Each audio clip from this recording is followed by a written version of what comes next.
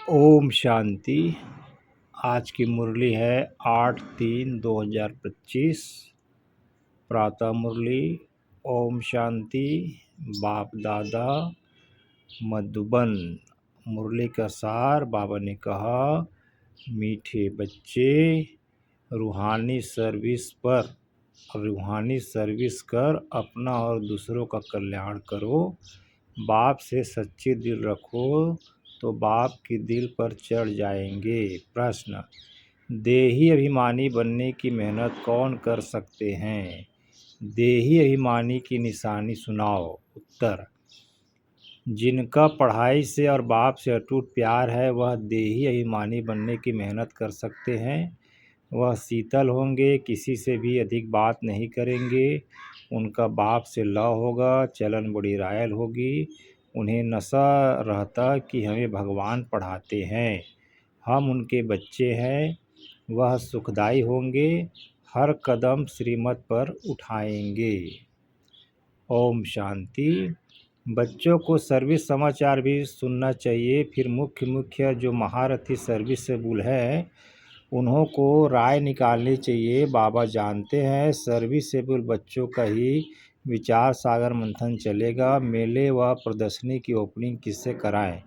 क्या क्या पॉइंट सुनानी चाहिए? शंकराचार्य आदि अगर तुम्हारी इस बात को समझ गए तो कहेंगे यहाँ की नॉलेज तो बहुत ऊंची है, इन्हों को पढ़ाने वाला कोई तीखा दिखता है। भगवान पढ़ाते हैं वह तो मानेंगे नहीं। तो प्रदर्शनी आदि का उद्घाटन करने जो आते हैं उनको क्या क्या समझाते हैं वह समाचार सबको बताना चाहिए, या तो टेप में 60 में भरना चाहिए जैसे गंगे ने शंकराचार्य को समझाया। ऐसे ऐसे सर्विसेबल बच्चे तो बाप के दिल पर चढ़ते हैं। यूँ तो स्थूल सर्विस भी है परंतु बाबा का अटेंशन रूहानी सर्विस पर जाएगा।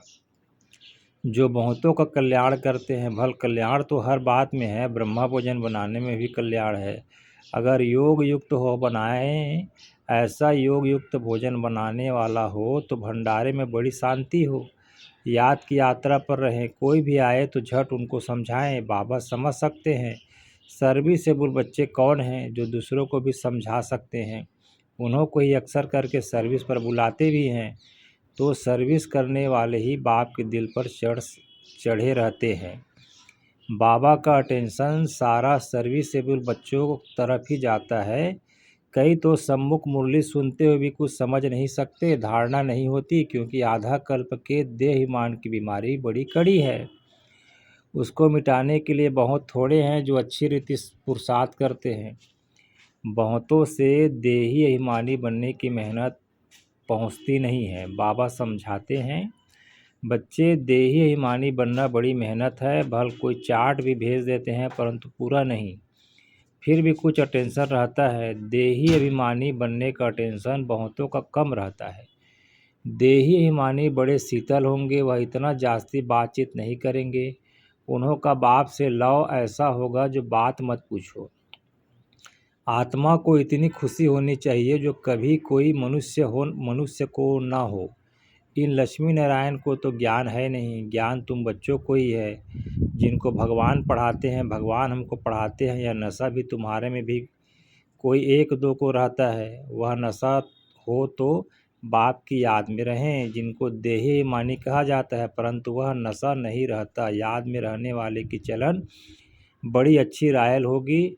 हम भगवान के बच्चे हैं इसलिए गायन भी है, तीन्द्री सुख गोप गोपियों से पूछो। जो देही ही मानी हो बाप को याद करते हैं, याद नहीं करते इसलिए शिव बाबा के दिल पर नहीं चढ़ते।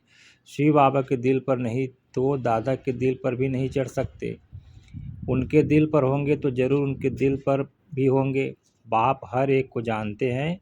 बच्चे खुद भी समझते हैं कि हम सब क्या सर्विस करते हैं। सर्विस का शौक़ बच्चों में बहुत होना चाहिए। कोई को सेंटर जमाने का भी शौक़ रहता है, कोई को चित्र बनाने का शौक़ रहता है। बाप भी कहते हैं मुझे ज्ञानी तो आत्मा बच्चे प्यारे लगते हैं, जो बाप की याद में भी रहते हैं और सर्विस करने के लिए भी फतकते रहते हैं। कोई तो बिल्कुल ही सर्विस नहीं करते, बाप का कहना भी नहीं मानते। बाप तो जानते हैं ना कहाँ किसको सर्विस करनी चाहिए, परंतु देह अभिमान के कारण अपनी मत पर चलते हैं तो वह दिल पर नहीं चढ़ते हैं। अज्ञान काल में भी कोई बच्चा बदचलन वाला होता है तो बाप की दिल पर नहीं रहता, उनको कपूत समझते हैं, संग दोष में खराब हो पड़ते हैं। यहाँ भी जो सर्विस करते हैं वही बाप को प्यारे लगते हैं, जो सर्विस नहीं करते उनको बाप प्यार थोड़ी करेंगे। समझते हैं तकदीर अनुसार ही पढ़ेंगे, फिर भी प्यार किस पर रहेगा, वह तो कायदा है ना। अच्छे बच्चों को बहुत प्यार से बुलाएंगे, कहेंगे तुम बहुत सुखदाई हो, तुम पिता स्नेही हो। जो बाप को याद ही नहीं करते उनको पिता स्नेही थोड़ी कहेंगे। दादा स्नेही नहीं बनना है, स्नेही बनना है बाप से। जो बाप का स्नेही होगा उनका बोल चाल बड़ा मीठा सुंदर रहेगा। विवेक ऐसा कहता है भल टाइम है, परंतु शरीर पर कोई भरोसा थोड़ी है। बैठे बैठे एक्सीडेंट हो जाते हैं, कोई हार्ट फेल हो जाते हैं, किसको रोग लग जाता है, मौत तो अचानक हो जाता है ना। इसलिए श्वास पर तो भरोसा नहीं है। नेचुरल कैलेमिटीज़ की भी अभी प्रैक्टिस हो रही है। बिगड़ टाइम बरसात पड़ने से भी नुकसान कर देती है। यह दुनिया ही दुख देने वाली है। बाप भी ऐसे समय पर आते हैं जबकि महान दुख है, रक्त की नदियाँ भी बहती है। कोशिश करना चाहिए हम अपना पुरुषार्थ कर 21 जन्मों का कल्याण कर लेवें। बहुतों में अपना कल्याण करने का फुर्ना भी दिखाई नहीं पड़ता है। बाबा यहाँ बैठे मुरली चलाते हैं तो भी बुद्धि सर्विसेबल बच्चों तरफ जाती रहती है। अब शंकराचार्य को प्रदर्शनी में बुलाया है, नहीं तो यह लोग ऐसे कहाँ जाते नहीं। बड़े घमंड से रहते हैं तो उन्हों को मान भी देना पड़े, ऊपर सिंहासन पर बिठाना पड़े। ऐसे नहीं साथ में बैठ सकते हैं, नहीं, रिगार्ड उन्हों को बहुत चाहिए। निर्माण हो तो फिर चांदी आदि का सिंहासन भी छोड़ दे। बाप देखो कैसे साधारण रहते हैं, कोई भी जानते नहीं। तुम बच्चों में भी कोई विरले जानते हैं, कितना निरहंकारी बाप है। यह तो बाप और बच्चे का संबंध है ना। जैसे लौकिक बाप बच्चों के साथ रहते हैं, खाते खिलाते हैं, यह है बेहद का बाप। सन्यासियों आदि को बाप का प्यार नहीं मिलता। तुम बच्चे जानते हो कल्प कल्प हमको बेहद के बाप का प्यार मिलता है। बाप गुलगुल फूल बनाने की बहुत मेहनत करते हैं, परंतु ड्रामा अनुसार सब तो गुलगुल बनते नहीं हैं। आज बहुत अच्छे अच्छे कल विकारी हो जाते हैं। बाप कहेंगे तकदीर में नहीं है तो और क्या करेंगे। बहुतों की गंदी चलन हो पड़ती है, आज्ञा का उल्लंघन करते हैं, ईश्वर की मत पर नहीं चलेंगे तो उनका क्या हाल होगा। ऊंच से ऊंच बाप है और तो कोई है नहीं। फिर देवताओं के चित्र में देखेंगे तो यह लक्ष्मी नारायण ही ऊंच से ऊंच है, परंतु मनुष्य यह नहीं जानते कि इन्हों का ऐसा किसने बनाया, इन्हों को ऐसा किसने बनाया। बाप तुम बच्चों को रास्ता और रचना की नॉलेज अच्छी रीति बैठ समझाते हैं। तुमको तो अपना शांति धाम सुख धाम ही याद आता है, सर्विस करने वालों के नाम स्मृति में आते हैं। जरूर जो बाप के आज्ञाकारी बच्चे होंगे उनके तरफ ही दिल जाएगी। बेहद का बाप एक ही बार आते हैं। वह लौकिक बाप तो जन्म जन्मांतर मिलता है, सतयुग में भी मिलता है, परंतु वहाँ यह बाप नहीं मिलता। अभी की पढ़ाई से तुम पद पाते हो, यह भी तुम बच्चे ही जानते हो कि बाप से हम नई दुनिया के लिए पढ़ रहे हैं। यह बुद्धि में याद रहना चाहिए, है बहुत सहज। समझो बाबा खेल रहे हैं, अनायास कोई आ जाते हैं तो बाबा झट वहाँ ही उनको नॉलेज देने लग पड़ेंगे। बेहद के बाप को जानते हो, बाप आए हैं पुरानी दुनिया को नई बनाने, राजयोग सिखलाते हैं। भारतवासियों को ही सिखलाना है। भारत ही स्वर्ग था जहाँ इन देवी देवताओं का राज्य था। अभी तो नर्क है, नर्क से फिर स्वर्ग बाप ही बनाएंगे। ऐसी ऐसी मुख्य बातें याद कर कोई भी आए तो उनको बैठ समझाओ तो कितना खुश हो जाए। सिर्फ यह वही महाभारत लड़ाई है जो गीता में गाई हुई है। गीता का भगवान आया था, गीता सुनाई थी किस लिए, मनुष्यों को देवता बनाने। बाप सिर्फ कहते हैं मुझ बाप को और वर्षे को याद करो। यह दुख धाम है, इतना बुद्धि में याद रहे तो भी खुशी रहे। हम आत्मा बाबा के साथ जाने वाली है शांति धाम, फिर वहाँ से पाठ बजाने आएंगी। पहले पहले सुख धाम में, जैसे कॉलेज में पढ़ते हैं तो समझते हैं हम यह पढ़ते हैं, फिर यह बनेंगे, बैरिस्टर बनेंगे व पुलिस सुपरिटेंडेंट बनेंगे, इतना पैसा कमाएंगे, खुशी का पारा चढ़ा रहेगा। तुम बच्चों को भी यह खुशी रहनी चाहिए, हम बेहद के बाप से वर्षा पाते हैं, फिर हम स्वर्ग में अपने महल बनाएंगे। सारा दिन बुद्धि में यह चिंता रहे तो खुशी भी हो, अपना और दूसरों का भी कल्याण करे। जिन बच्चों के पास ज्ञान धन है उनका फर्ज है दान करना, अगर धन है दान नहीं करते तो उन्हें मनहूस कहा जाता है। उनके पास धन होते भी जैसे कि है ही नहीं। धन हो तो दान जरूर करे। अच्छे अच्छे महारथी बच्चे हैं जो हैं वह सदैव बाबा के दिल पर चढ़े रहते हैं। कोई कोई के लिए ख्याल रहता है यह शायद टूट पड़े। सरकम स्ट्रांग ऐसे हैं, देह का अहंकार बहुत चढ़ा हुआ है, कोई भी समय हाथ छोड़ दे और जाकर अपने घर में रहें। भल मुरली बहुत अच्छी चलाते हैं परंतु देहमान बहुत है, थोड़ा भी बाबा सावधानी देंगे तो झट टूट पड़ेंगे। नहीं तो गायन है, प्यार करो चाहे ठुकराओ। यहाँ बाबा राइट बात करते हैं तो भी गुस्सा चढ़ जाता है। ऐसे ऐसे बच्चे भी हैं, कोई तो अंदर में बहुत शुक्रिया मानते हैं, कोई अंदर जल मरते हैं। माया का देहमान बहुत है। कई ऐसे भी बच्चे हैं जो मुरली सुनते ही नहीं, और कोई तो मुरली बिगड़ रह नहीं सकते। मुरली नहीं पढ़ते तो अपना ही हट है। हमारे में तो ज्ञान बहुत है और कुछ भी नहीं।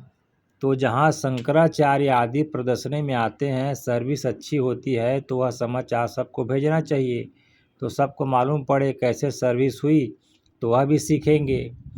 ऐसी ऐसी सर्विस के लिए जिनको ख्याल आते हैं उनको ही बाबा सर्विसेबल समझेंगे। सर्विस में कभी थकना नहीं चाहिए।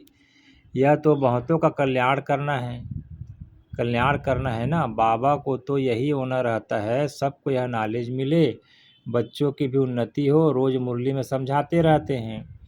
यह रूहानी सर्विस है मुख्य, सुनना और सुनाना है। शौक़ होना चाहिए, बैच लेकर रोज़ मंदिरों में जाकर समझाओ यह लक्ष्मी नारायण कैसे बने, फिर कहाँ गए, कैसे राज्य भाग्य पाया। मंदिर के दर पर जाकर बैठो, कोई भी आए बोलो यह लक्ष्मी नारायण कौन है, कब इन्हों का भारत में राज्य था। हनुमान भी जूतियों में जाकर बैठता था ना, उनका भी रहस्य है ना।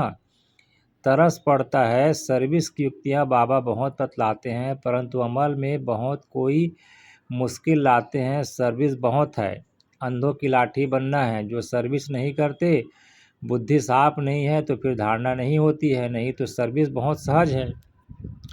तुम यह ज्ञान रत्नों का दान करते हो, कोई साहूकार आए तो बोलो हम आपको यह सौगात देते हैं। इनका अर्थ भी आपको समझाते हैं। इन बैजेस का बाबा को बहुत कदर है और किसको इतना कदर नहीं है। इसमें बहुत अच्छा ज्ञान भरा हुआ है परंतु किसकी तकदीर में नहीं है तो बाबा क्या कर सकते हैं। बाप को और पढ़ाई को छोड़ना यह तो बड़े से बड़ा अपघात है। बाप का बनकर और फिर फारकती देना, इस जैसा महान पाप कोई होता नहीं, उन जैसा कमबख्त कोई होता नहीं। बच्चों को श्रीमत पर चलना चाहिए ना। तुमको बुद्धि में है हम विश्व के मालिक बनने वाले हैं, कम बात थोड़ी है। याद करेंगे तो खुशी भी रहेगी, याद न रहने से पाप भस्म नहीं होंगे। एडाप्ट हुए तो खुशी का पारा चढ़ना चाहिए परंतु माया बहुत विघ्न डालती है, कच्चों को गिरा देती है। जो बाप की श्रीमत ही नहीं लेते तो वह क्या पद पाएंगे।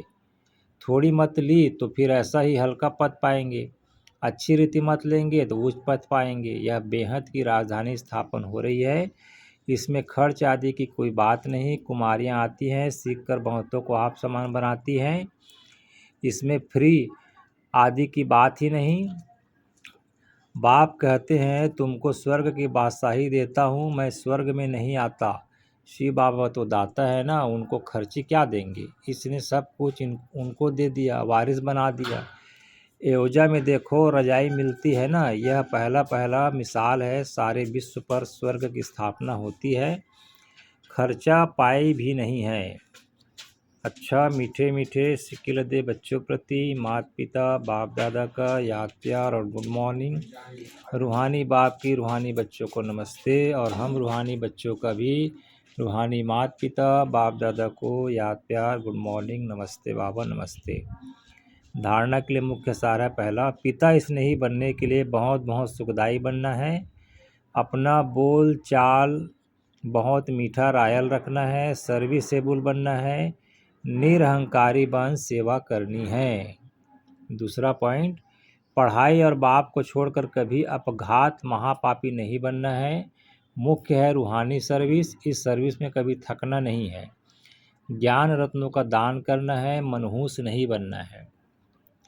आज का वरदान, सदा निज धाम और निज स्वरूप की स्मृति से उपराम न्यारे प्यारे भव।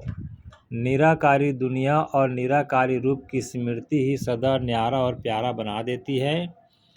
हम है ही निराकारी दुनिया के निवासी, यहाँ सेवा अर्थ अवतरित हुए हैं। हम इस मृत्यु लोक के नहीं लेकिन अवतार हैं। सिर्फ यह छोटी सी बात याद रहे तो उपराम हो जाएंगे।